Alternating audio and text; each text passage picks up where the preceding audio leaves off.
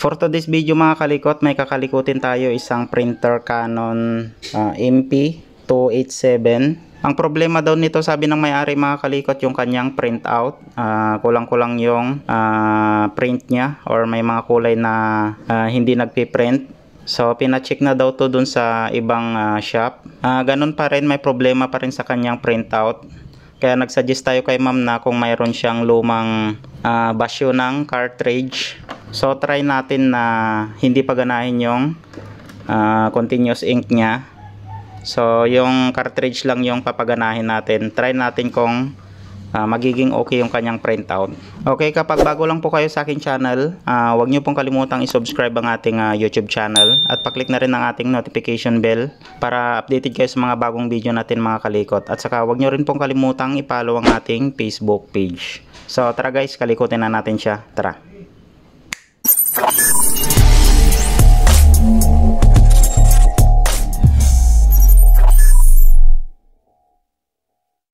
Plug na natin mga kalikot, tapos power on na natin.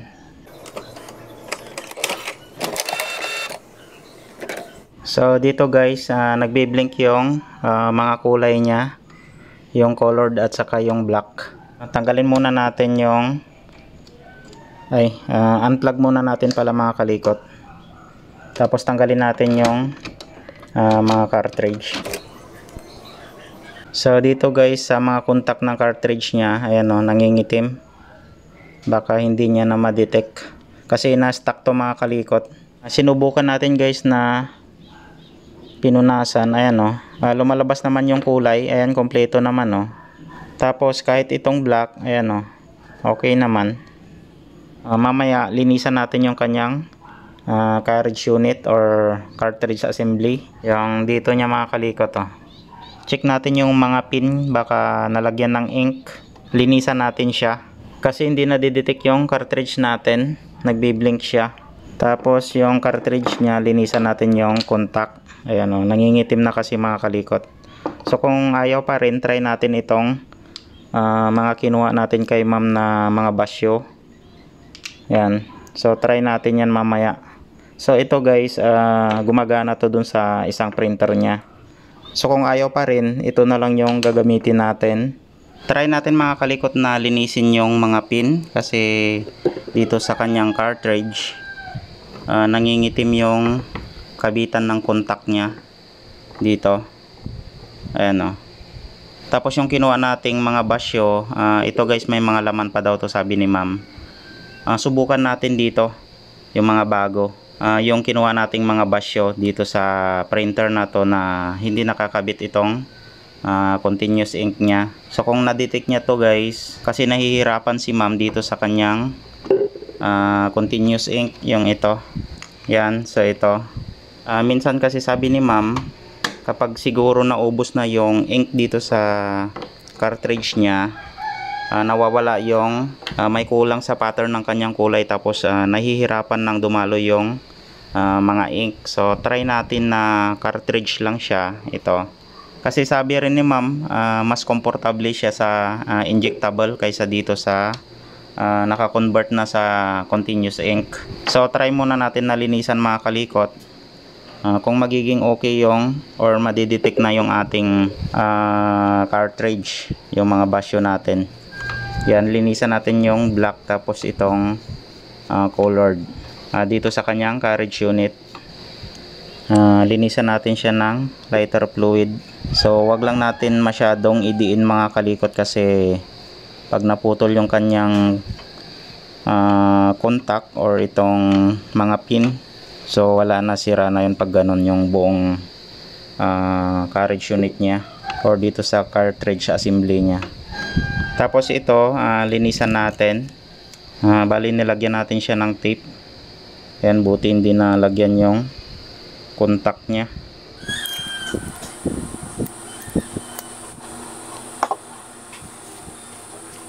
Ayan, buti madaling matanggal yung mga ink. Ayan o.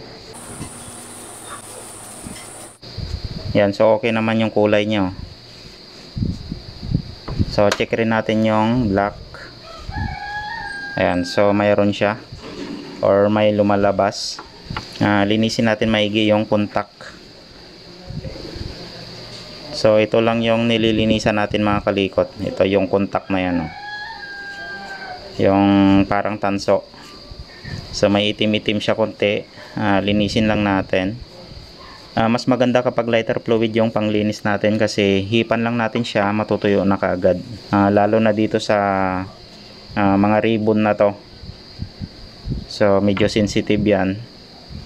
Kapag nabasa kasi yan, baka magkakaroon ng shorted. So itong lighter fluid kasi kapag hipan mo lang siya, tuyo na kaagad. Yan, patuyuin muna natin bago natin ikabit sa carriage unit nya. Ilagay na natin yung mga cartridge mga kalikot. Kapag naglagay naman tayo ng cartridge mga kalikot, check nyo lang itong takip nya dito sa ibabaw. Check nyo lang kung saan yung black at saka yung colored. Ayan. Bago natin takpan. Try na natin i-plug. Tapos power na natin siya.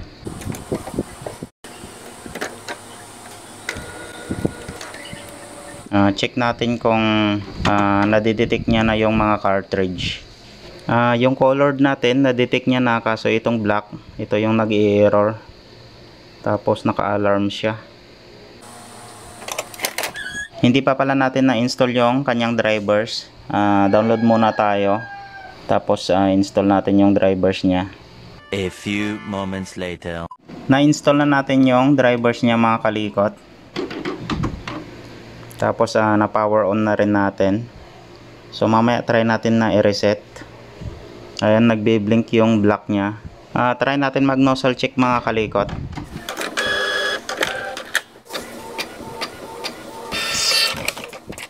Ayan, dito guys, kompleto naman yung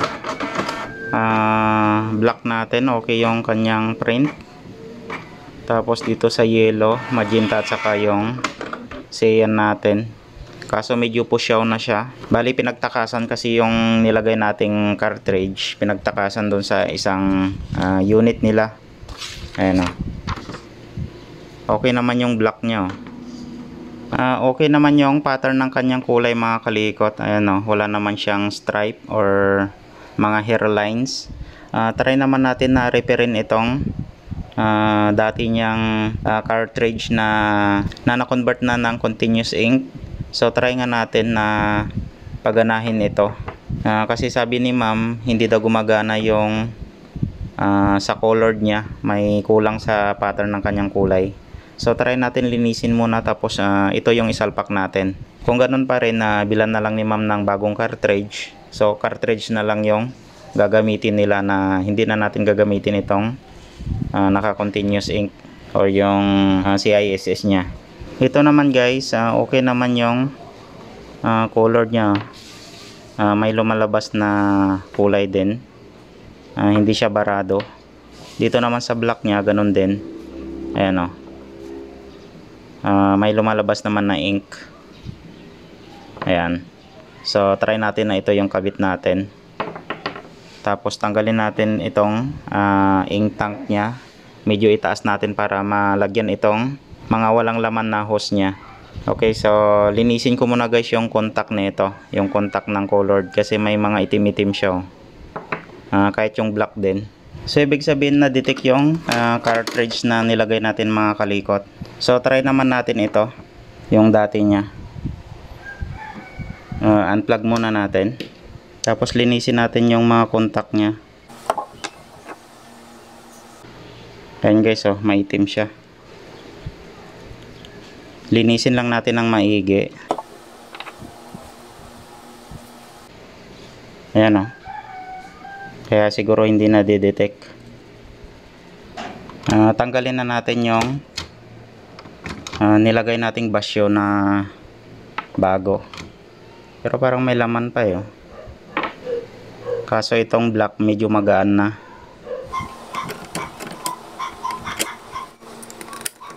Iwasan lang natin na maipit yung mga hose. Nakabit na natin mga kalikot. Plug na natin, tapos power natin.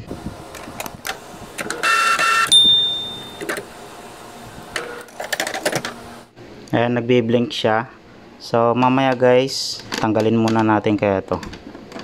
Bali, iangat lang natin ito para makargahan yung hose doon sa papuntang cartridge. Ayan, nilagyan na nila ng glue. Yan, iangat natin para maganda yung daloy ng kanyang ink. So dito nagbi-blink siya. I-cleaning muna natin siya mga kalikot para pumunta sa cartridge yung mga ink. Tapos update ko na lang kayo mamaya mga kalikot. Tinaas natin kunti yung kanyang ink para mas mabilis mapuno yung mga hose niya doon sa papuntang cartridge. Bago natin siya i-cleaning mga kalikot. So i-cleaning muna natin para makarga niya yung kanyang cartridge. Bali i-cleaning ko muna siya mga kalikot.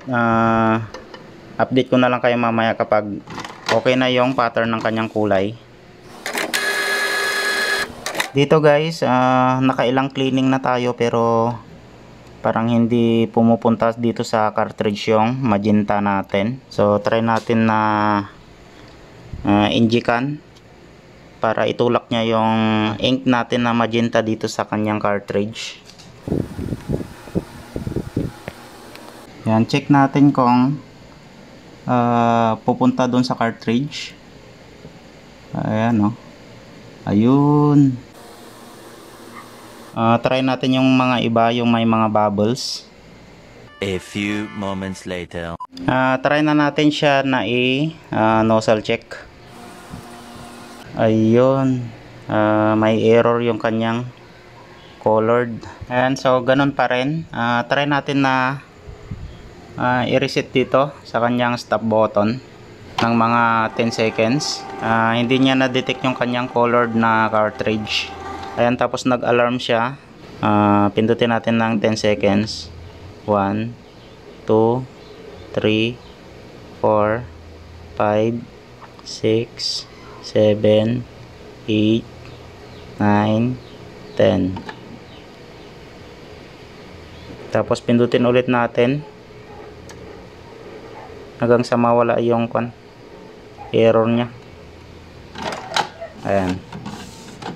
So release na natin. Much later. Try na natin mag nozzle check. Natapos natin kanina na ni-reset. Check natin kung okay yung pattern ng kanyang kulay. Ayan. So kung ganun pa rin siya mga kalikot, pakiusapan na lang natin si ma'am na kung gusto niya cartridge na lang, tapos tanggalin na lang yung CISS niya mga kalikot or yung kanyang continuous ink. Ayan, oh. Nag nozzle check siya pero maraming mga hairlines dito sa magenta, tapos wala siyang yellow. Yan, ito kasi yung print ng unang nilagay natin na cartridge. Ito yung mga basyo na kinuha natin kay ma'am. So maganda yung print niya. Nakailang cleaning na tayo mga kalikot pero same pa rin. Hindi lumabas yung yellow, tapos ito maraming mga stripe or mga hairlines. Bali ibalik na lang natin yung mga basyo na tinanggal natin kanina. Ito yung kinuha natin kay ma'am. So ito hindi pa to nabubutasan. Ito naman kasi gumagana dun sa isang printer niya. Tapos yung black niya rin mga kalikot, wala rin siyang print. Ayan mga kalikot, oh. Wala yung black niya. Blue at saka magenta lang, pero hindi lumabas yung mga ibang kulay, tapos stripe siya or may hairlines yung pattern ng kanyang kulay. So ibalik na lang natin to mga kalikot, tapos bahala na yung may-ari kung ano yung decision niya, kung cartridge na lang or ilalagay pa natin itong CISS niya. Ito rin yung pinoproblema ng may-ari kapag yung continuous ink yung ginagamit niya. Minsan okay siya, minsan hindi. So parang nainis na yung may-ari, kaya sinabi niya sa atin na kung pwede cartridge na lang yung ilalagay. Bibilhan na lang nila ng bagong cartridge. Pero yung mga ibang printer nila doon mga kalikot, injectable siya. Pwede niya na rin na ipa-inject, pwede rin nabilhan ng bagong cartridge. Ayan, tumagas na doon sa pinag-inject natin kanina, sobrahan.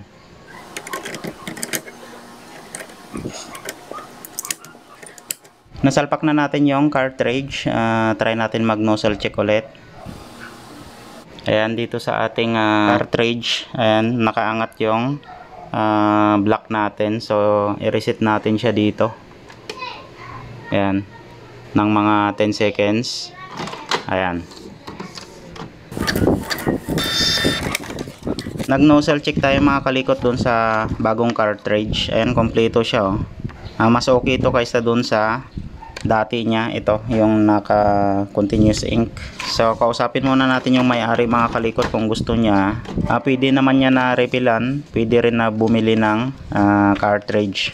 Kasi kapag ganito, naka CISS siya, minsan kasi yan, nakaka-problema dito sa pattern ng kanyang kulay. Tapos yung mga hose, yan yung mga problema niya. Iba talaga kapag yung printer naka-convert na talaga dun sa kumpanya na naka-continuous ink siya. Hindi katulad kapag kinonvert pa, yun, dun nakaka-problema yung ating printer.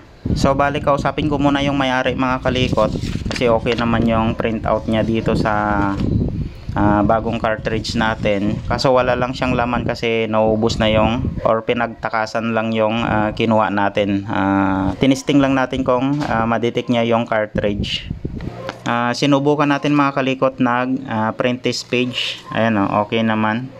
Tapos yung print niya kanina, kompleto naman yung kulay niya. Tapos trinay din natin na nagprint ng text. Ayan siya. So okay naman. Bali, update ko na lang kayo mga kalikot kung ano yung decision ng may-ari. So magandang araw ulit sa ating lahat mga kalikot. 2,000 years later. Update tayo mga kalikot dito sa ating printer Canon MP287. So sabi ng may-ari mga kalikot, bali pinapatanggal na yung kanyang continuous ink dito sa kanyang printer. Bali tatanggalin na natin to, tapos cartridge na lang daw yung ilalagay nila, kasi parang ibibigay niya ata to sa pamangkin niya.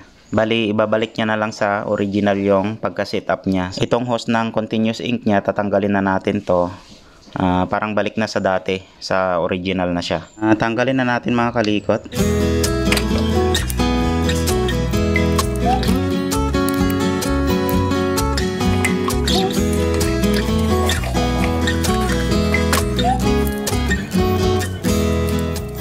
Natanggal na natin yung kanyang CISS mga kalikot. So ibabalik natin to kay ma'am. Inisin muna natin yung kanyang printer bago natin ibigay mga kalikot. Ang ginawa lang natin dito mga kalikot, nagpalit lang tayo ng cartridge na pinaglumaan doon sa isang printer niya. So naging okay naman yung kanyang printout. So may problema talaga dito sa mga dating cartridge niya. So sabi naman ni ma'am, ibabalik na lang sa dati. Bali tinanggal natin yung kanyang continuous ink or CISS. Bali linisan ko na lang mga kalikot, tapos pwede na natin ibigay sa may-ari. So yun lang yung mga ginawa natin guys. Nagpalit lang tayo ng pinaglumaan na cartridge. Okay, so hanggang dito na lang yung video natin para dito sa ating printer Canon MP287. So maraming salamat guys sa panonood ng mga video natin. Huwag nyo pong kalimutang i-subscribe ang ating YouTube channel at pa-click na rin ang ating notification bell para lagi kayong updated kapag may mga bago tayong mga video mga kalikot. At saka huwag nyo rin pong kalimutang i-follow ang ating Facebook page. So maraming salamat, ingat kayong lahat, and God bless sa ating lahat mga kalikot. Bye bye.